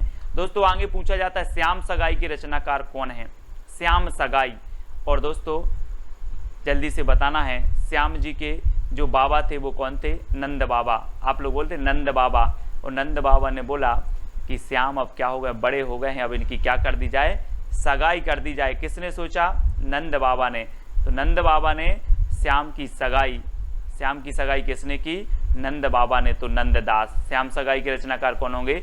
नंददास। नंददास की दोस्तों क्या है? भंवर गीत भी है, भंवर गीत है ना, और रूप मंजरी है, अनेकार्थ मंजरी भी इन्हीं की है। ठीक है, बहुत सारी है नंददास की रचनाएं, मैं आपको बहुत अच्छे से समझाऊंगा, ट्रिक से कभी नहीं भूलोगे आप। तो श्याम सगाई तो याद हो गई होगी कि नंद ने सोचा अब श्याम की सगाई कर दी जाए। ठीक है, मलिक मोहम्मद जायसी सूफी काव्यधारा की प्रथम महाकवि माने जाते हैं दोस्तों, और इनकी जो महाकाव्य है वो कौन सा है? पद्मावत है। हजारी प्रसाद द्विवेदी की अगर बात करें तो हजारी प्रसाद द्विवेदी बहुत ही श्रेष्ठ, है ना, साहित्यकार हुए हैं। हिंदी साहित्य की भूमिका, हिंदी साहित्य का आदिकाल, हिंदी साहित्य का उद्भव और विकास, ये सभी हजारी प्रसाद द्विवेदी जी के ग्रंथ हैं। रामचंद्र शुक्ल जी का हिंदी साहित्य का इतिहास है ना, इनको तो याद करेंगे ही। तुलसीदास को काली काल का जो वाल्मीकि कहा है वो किसने कहा है? वाल्मीकि बताना है दोस्तों, काली काल का वाल्मीकि किसने कहा है? जल्दी बताओ, काली काल का वाल्मीकि किसने कहा है? तो आपको पता है दोस्तों कि हम बोलते हैं काल आ गया। क्या आ गया? काल आ गया। तो काल कहाँ से आता है? धरती में से कि नभ से? आप देखते हो कि हे भगवान काल आ जाता, मुझे तो उठा लेता, है ना। तो काल कहाँ से आएगा? नभ से आएगा। तो कली काल का वाल्मीकि किसे कहा जाएगा? किसने कहा है? तो नावादास ने। नभ से आएगा काल, है ना। तो कली काल का वाल्मीकि नावादास ने कहा है, किसे? तुलसीदास को। ठीक है, याद करना है। अगला देख लेते हैं दोस्तों, तुलसीदास को चलता फिरता तुलसी तरु किसने कहा है? तुलसी तरु, और तुलसी तरु की बात हो रही है दोस्तों, पौधे की बात हो रही है ना, और इसलिए इन्हें तुलसी तरु कहा गया कि तुलसी इतना पवित्र पौधा माना जाता है। और आपको पता है कि 24 घंटे आपको ऑक्सीजन प्रदान करता है, दिन रात ऑक्सीजन प्रदान करता है तुलसी और पीपल के वृक्ष, है ना, बहुत ही पवित्र माना जाता है। और तुलसी के जैसी सरस्वती थी किसमें?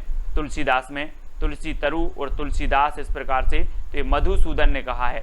ठीक है, किसने? मधुसूदन ने। और मधु मतलब होता है भौरा, तो भौरा किसके पास जाएगा? तरु के पास तो जाएगा, है ना, तो मधु तरु के पास जाएगा, इसलिए मधुसूदन सरस्वती ने तुलसीदास को चलता फिरता तुलसी तरु कहा। बहुत ही बढ़िया प्रश्न है, कई बार पूछा गया है।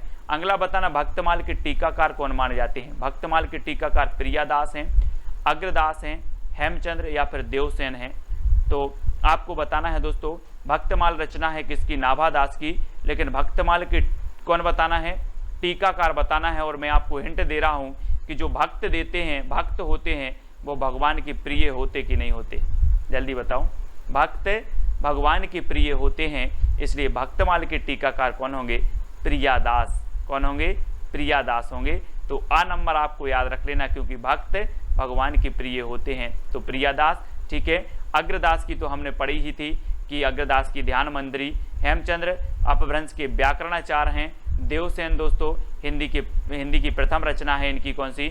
श्राप का चार। ठीक है, श्राप का चार 933 ईस्वी जिसका रचना काल है, तो इसको भी आपको याद रखना है। ठीक है, अब दोस्तों आपको एक चैलेंज प्रश्न दिया जाता है कि विनय पत्रिका की भाषा क्या है। आपको कमेंट में इसका उत्तर बताना है, विनय पत्रिका की भाषा क्या है? अवधी, भोजपुरी, ब्रज या फिर मैथिली? तो इसकी भाषा आपको बताना है कमेंट में। सभी लोग, जितने भी लोग देख रहे हैं, सभी को इसका उत्तर बताना है। ठीक है, सभी लोग बताएंगे। और आपका जो पिछला चैलेंज प्रश्न था, चित्रलेखा किसकी रचना है?